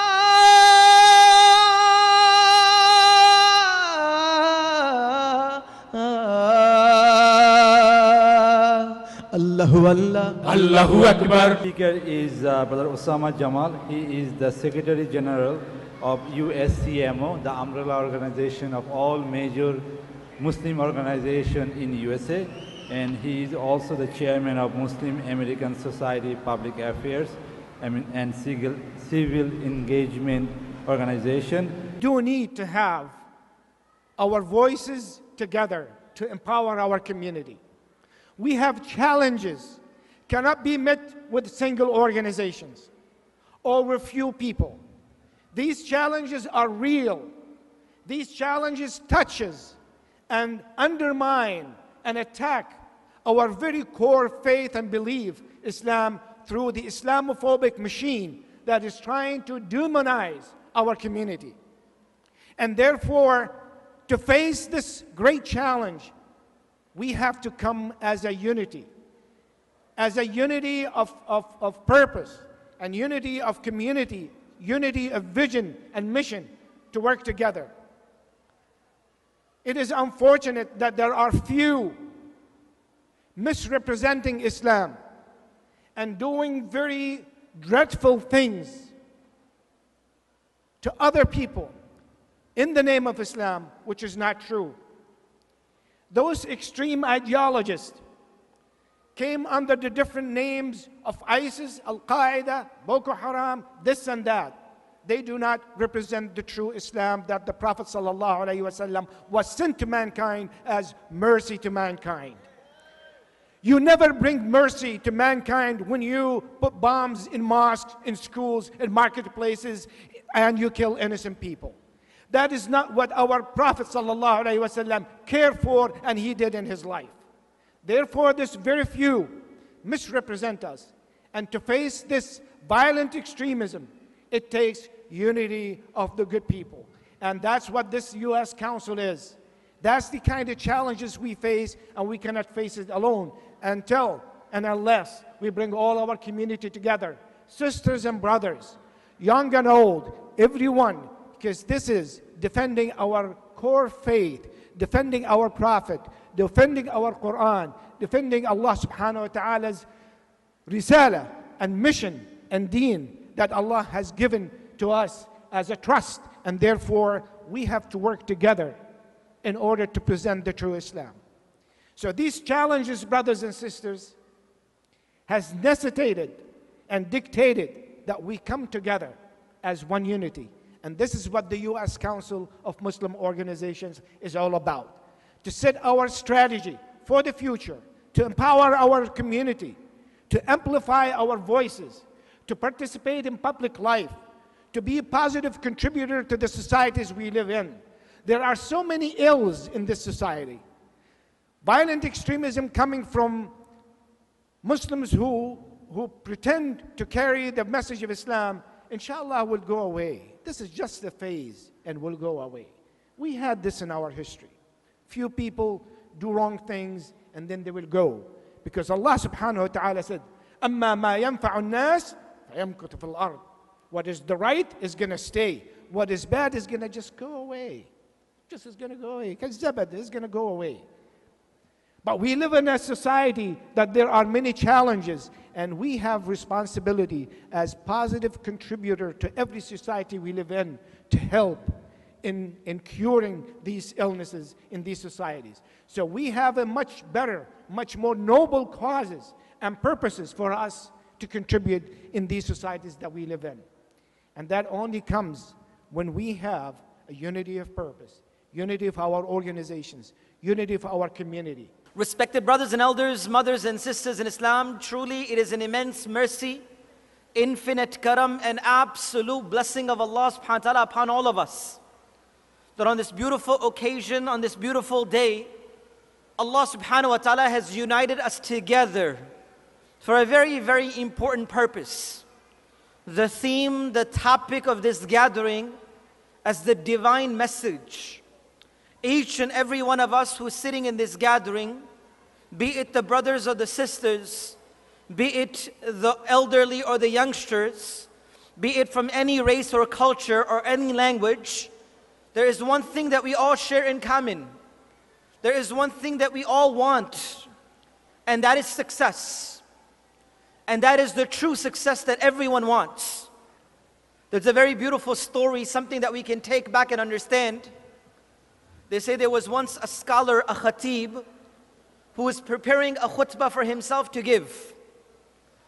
So while he was sitting down on a Friday morning after Fajr Salah to prepare something that he can convey after Jum'ah, his young son comes and sits with him and begins to bother him.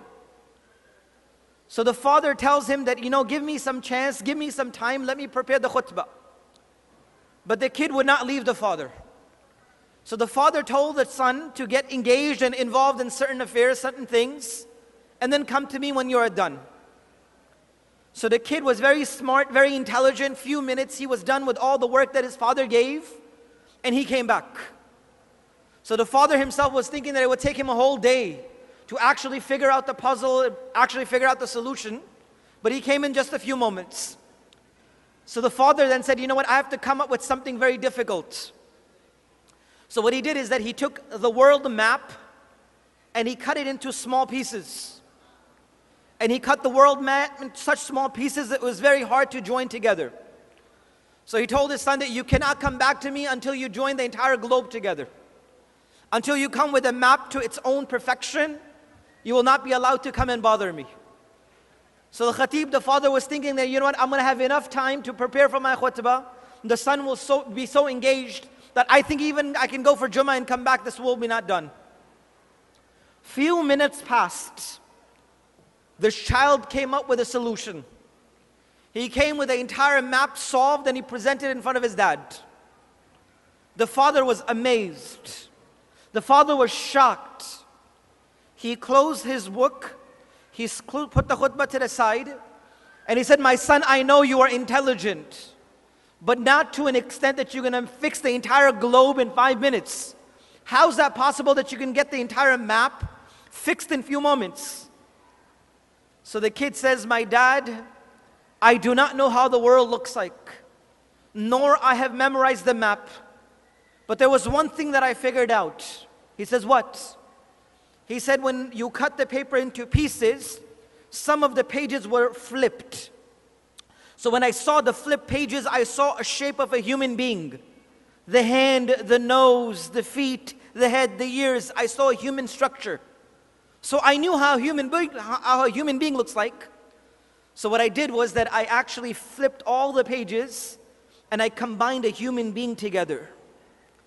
And once I got the human picture together, I flipped it to the side and the globe was perfectly fixed. So the father said, "My son, thank you." He said, "My son, thank you.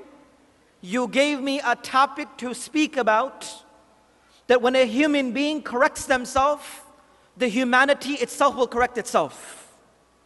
When human beings correct themselves, the humanity itself will correct itself." And this was the purpose of giving us faith and life. As Allah subhanahu wa ta'ala himself defines in the verses of the Quran, that individuals before faith, they were as though they had no life. The best of the example for all of us, if you look at how faith and Islam, which is my topic for today, that how faith, knowing Allah subhanahu wa ta'ala is life, you can find from the best of the examples which have been given to us. And there are the Sahaba, the companions of the Prophet, peace be upon him, sallallahu alaihi wasallam. Brothers and sisters, holding to the rope of Allah, not giving up, fulfilling your responsibility in this country. And that comes with first step is renewing your relationship with Allah. Know your Lord. Ask yourself, how is my prayer? How is my ruku'? Is my ruku' one that is just a ritual? Or is it a ruku' that is done with a present heart? That both the action and the hearts are intertwined.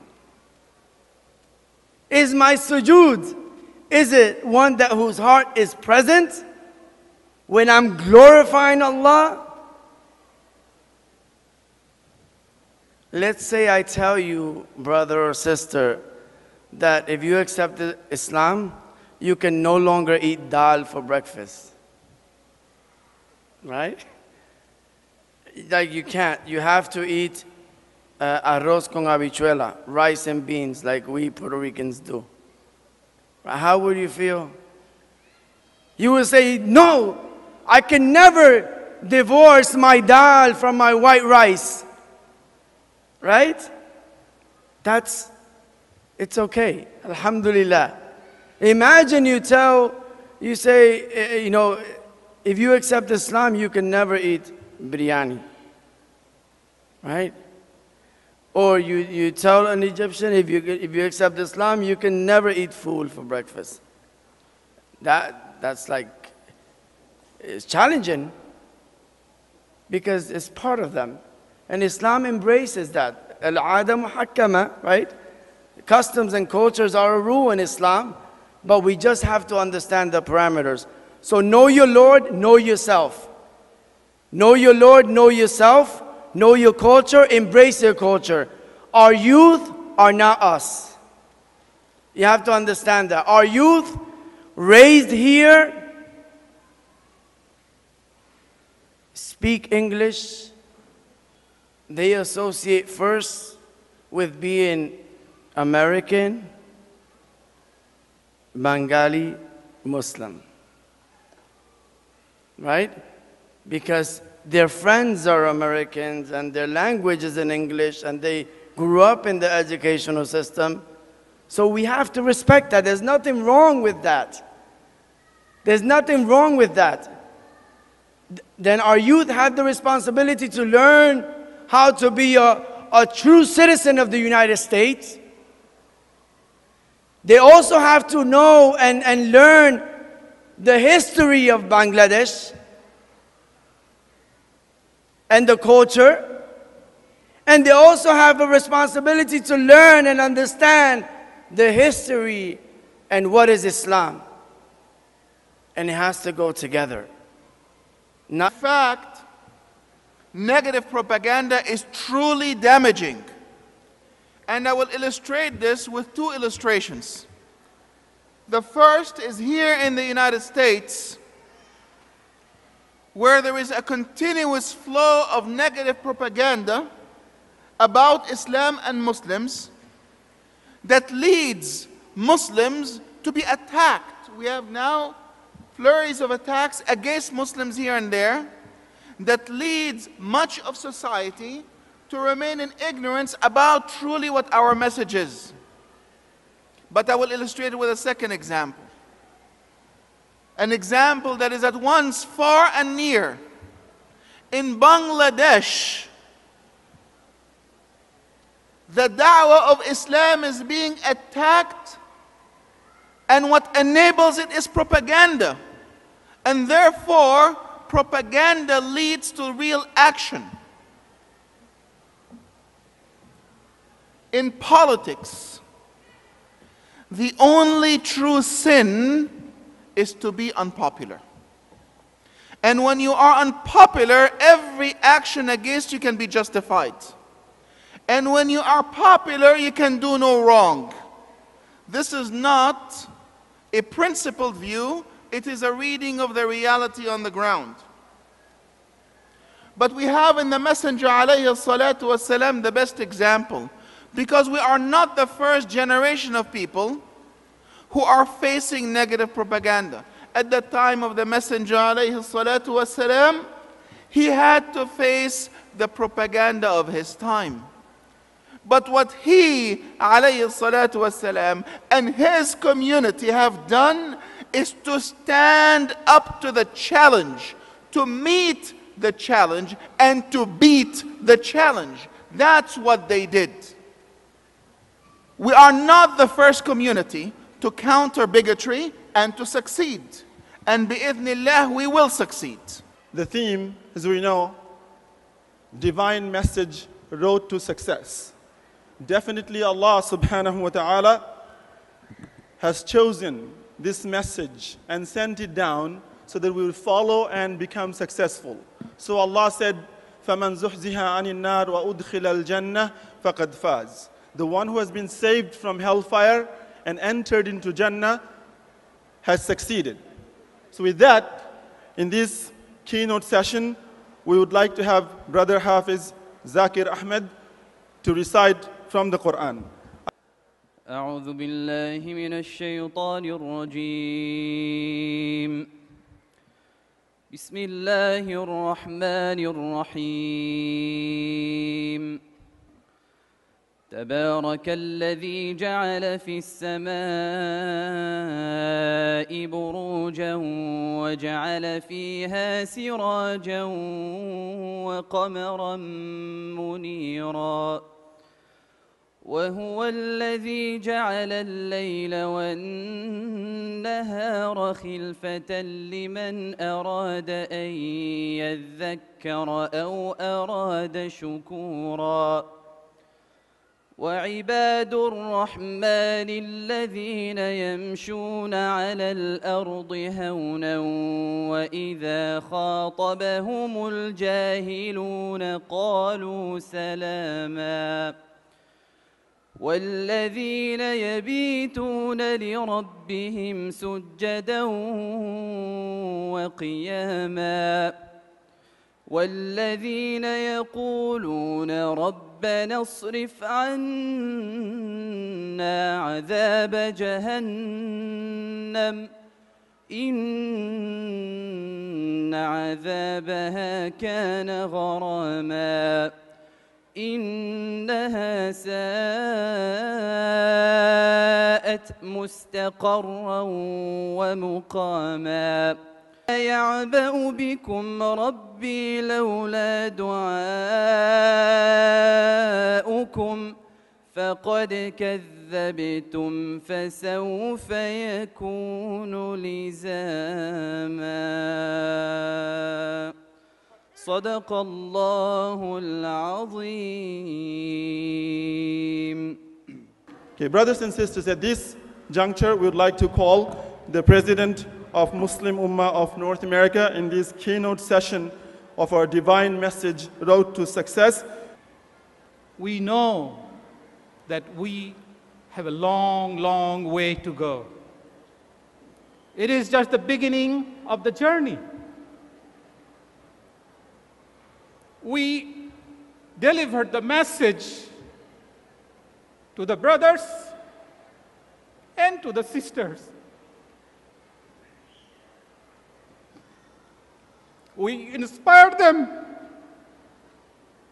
to have the success in this world, to have the success in the life hereafter. We do not have any other alternative. Enlighten the life, enlighten the soul by the message of Quran, spread the dawah, spread the message, and purify our community. Start from home and start from myself. In the morning, the verse was recited. Allah subhanahu wa ta'ala said,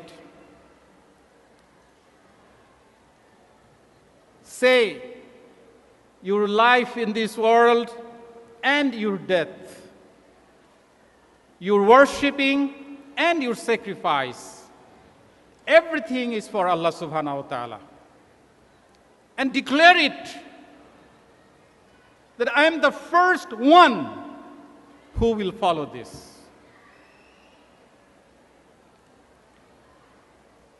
Dear brothers and sisters, recently, if I just tell you the account of Muna, how far Muna achieved and how far Muna need to achieve.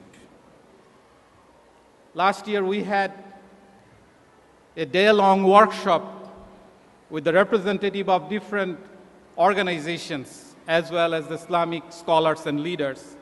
We named it the Strategic Planning and Retreat. Alhamdulillah, the leadership expressed their view. The Muna has the potential to spread the message of Islam, to spread the message of unity, the message of purifying, sanctifying our soul as well as our community. Muna has been spread more than 20 different states, more than 35 chapters, young and adult. Now we have Muna children. We have young sisters of Muna. We have Muna youth. And Muna has been actively participating in united activities such as USCMO and American Muslim Task Force, and any organization who is working for the benefit of the community, for the benefit of the people of America, Muna is extending their support. Recently, civic engagement activities in which we had 3-4 banquets already. The elected officials of New York City, they expressed their view. Such an organized activity can make a big difference within the community. Black or white, immigrant or American-born, we need to serve the people of any background, every background. That is civic engagement. That Prophet sallallahu alaihi wasallam did. We need to clarify the position of Islam, although it's a great confusion going on. So-called ISIS, Al-Qaeda, the extremist group they claim as they are working for the benefit of the Muslims. They are creating more trouble for the Muslims than the non-Muslims. It has to be very clear to everybody. There is no hadith, there is no prophetic tradition saying suicide bombing is allowed. There is no single hadith. What the extremists say, it is their political agenda. It is not Islam. Islam is Quran and the methodology of Prophet sallallahu alaihi wasallam. I have been involved with Muna since I came to this country more than 20 years ago. I have been involved with the organizational activities almost 40 years. From my childhood, I came to the conclusion to educate the membership of the organization. We cannot leave it on the membership alone. We need an institutional effort. আজকের এই কনভেনশনের যে theme, divine message, road to success, কোরআনের গভীর জ্ঞান ছাড়া আমাদের পথ চলা বেশি দিন সম্ভব হবে না। আমার অভিজ্ঞতায়, মুনার লিডারশিপের অভিজ্ঞতায় আমরা দেখেছি কোরআনের নলেজ আমাদের আরও অনেক অনেক গভীর হওয়া প্রয়োজন। আরও প্রয়োজন রসুল পাক সাল্লাল্লাহু আলাইহি ওয়াসাল্লামের সুন্নাহকে জানার এবং তা অনুসরণ করার। বলেছেন, রব্বানা হাবলানা মিন আজওয়াজিনা ওয়া যুররিয়াতিনা কুররাতা আয়ুনি ওয়াজআলনা লিল মুত্তাকিনা ইমামা।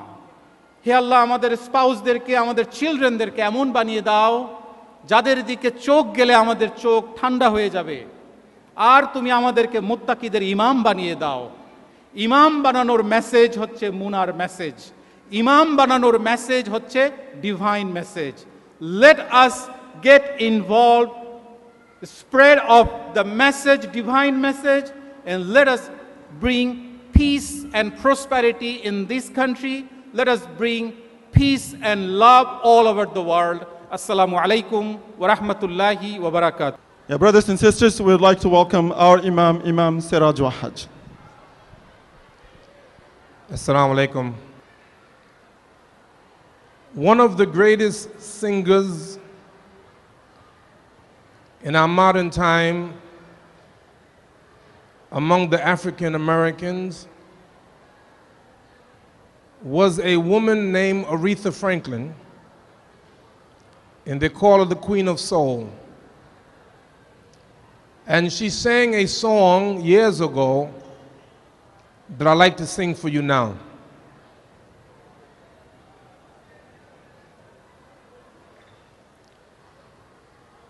Take a look in the mirror, but don't look too close. You might find the one you hate the most. This weekend, those who came to this conference have a decision to make. Allah mentions in Quran, Allahu waliyul ladhina aminu yukhrijuhum min adh-dhulumati ila an-nur. Allah is the guardian of those who believe. He takes them from the darkness and He brings them into the light. You must ask the question tonight, are you going from the darkness to the light, or are you going from the light to the darkness? فَأَيْنَ تَذْهَبُونَ? So where are you going? Our illustrious president tonight, he mentioned Martin Luther King Jr. I'm going to tell you something that maybe even Abdul Malik doesn't know, Altaf Hussein doesn't know, but the day that Martin Luther King Jr. was assassinated, April 4th, 1968, in Memphis, Tennessee, before he died, he called his church in Atlanta, Georgia, Abyssinian Baptist Church, and he gave them the title of Sunday's sermon. And do you know what the title of the sermon was, Martin Luther King Jr.? Do you know what he called them on the phone and said, I want you to write this down. This will be my sermon for Sunday. The night that he was assassinated, do you know what the speech was, or the title of the sermon? The title of the sermon was, Why America May Go to Hell.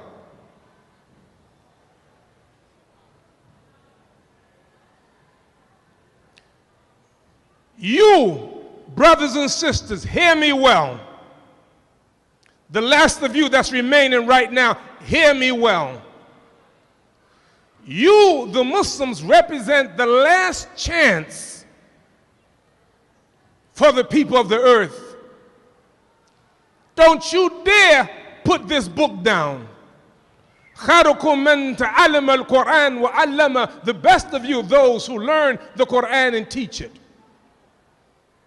How dare you put this book down? Our Prophet, peace and blessing be upon him, said that Allah said, Ya ibadi, kulukun dolun illa man hadaytu fastahduni ahdikum. Oh, my slaves, every one of you are misguided unless I guide you. Therefore, ask me and I will guide you. How do we lose the guidance? Going away from the book. I was in Australia. A good friend of mine, an Egyptian Australian, named Muhammad, has an organization called My Peace. And he put billboards on and commercials about Islam. In one billboard, in big letters, it said, Jesus, a prophet in Islam. I said, brother, what you say is correct, but I wouldn't put that there because the people wouldn't understand it. And that's exactly what happened. And when he put it there, the people around the country began to demonstrate. They were angry by putting Jesus, a prophet of God. I say this to you, my conclusion. Muslims must forever look at those who came before, because all throughout the Quran and the Sunnah, Allah talks about Alladhina min qablikum kutiba alaykum siyam kama kutiba ala alladhina min qablikum la'allakum tattaqun. Those who came before us. Who are those who came before us? Every prophet was a Muslim. Every prophet was a Muslim. You may not even understand that. The Prophet said, Al-Anbiya'u ikhwatun li'alatin ummahatum shatta wa dinuhum wahid. All the prophets were brothers. Their mothers are different, but their religion is one. All of them were prophets. Listen carefully. I'm going to conclude by giving you some information, and don't you ever forget it. And I'm going to give you some information. I'm not going to give it to you because I'm bragging. I'm giving it to you because I want you to see something. Allah mentioned in the Quran, we've said it today, قَدْ أَفْلَحَ الْمُؤْمِنُونَ. The believers will win. The believers will be successful. Do you believe it? I'm telling you, brothers and sisters, Abdul Malik, we used to have a saying years ago that every knock against Islam will be a boost. Every knock will be a boost. I give you one example. Have you ever heard, young sister coming here, assalamu alaikum, can you stay here for a second? I'm thinking about auctioning her off. We can get some money, nobody's laughing. May Allah bless you. Thank you so much, Jazakallah khair. Thank you, okay? I'm going to give this to Uncle Abdul Malik. Okay. Have you ever heard of Bridgewater, New Jersey? Bridgewater, New Jersey have 17 churches. A Catholic convent, a Jewish synagogue, 2 Hindu temples, and 1 Sikh temple, but no masjids. So the Muslims in Bridgewater wanted to build a masjid, so they bought some property that was zoned for a religious house of worship. But the township, the people said, we don't want no Muslims here.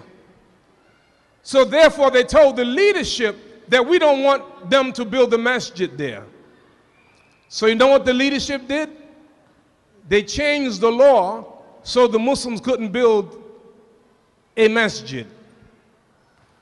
You must read the Quran every day. You must read hadith, but also you have to learn the law of the land, the Constitution.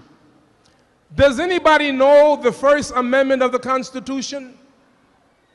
I got 2 minutes and I'm finished. Don't worry about it. You got 2 minutes? If you don't have 2 minutes, I'll close right now. I'll walk away right now. Huh? I got 2 minutes? Have you ever heard the Constitution?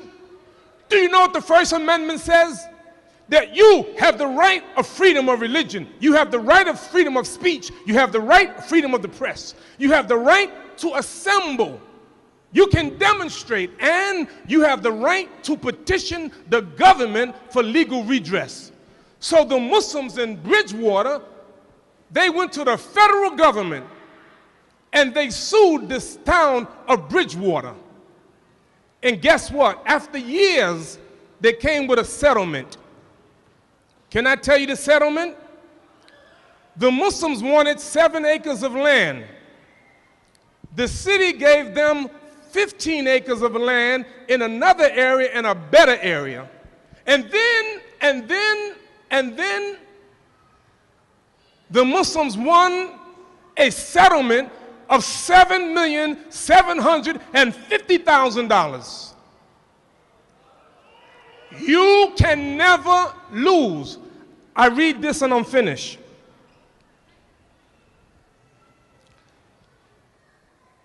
If you look at the Muslims around the world, everywhere you go, you see signs of Muslims growing. In Sweden and Denmark, in the last 5 years, the Muslim population has doubled. In Moscow right now, they're building a masjid that would accommodate 60,000 worshipers. In Patterson, New Jersey, right now, Imam Sheikh Mohammed Katanani, he's the imam of the largest masjid in Patterson, New Jersey. That masjid used to be a synagogue. Everywhere you go, you see Muslims growing. Now listen to this. There are now more than 1,700 masjids in Britain, many of them converted from former churches. In Germany as a whole, more than 400 Roman Catholic churches and more than 100 Protestant churches have been closed since 2000. Another 700 Roman Catholic churches are stated to be closed over the next several years. And let me give you the last one. I say this with humility. I don't say this to brag. I say for you to think. These are facts not compiled by Muslims. Listen to this. At least 10,000 churches have been closed in Britain since 1960. Another 4,000 churches are set to be closed by 2020, according to Christian research. If you look and study, you'll see Muslims growing. And those, but why? One reason and one reason only. 1,400 years ago, Prophet Muhammad, peace and blessing be upon him, said, and this is the key, مَا تَجِدُونَ فِي كِتَابِكُمْ. What do you find in your book? Because Allah said in Quran, وَأَنزَلَ التَّوْرَاةَ وَالْإِنْجِيلَ, and we sent down the Torah and the Injil. In the Torah, فِيهَا هُدًى وَنُورٌ, in it is guidance and light. Allah said about the Injil, فِيهِ هُدًى وَنُورٌ, in it is guidance and light. When you put put down the book of guidance, you will be you're going astray. Never ever put the Quran down. When you put the Quran down, you see the darkness will come. Uphold the book, uphold Islam, uphold the love of Allah, and may Allah subhanahu wa ta'ala bless you. Assalamu alaikum wa rahmatullah.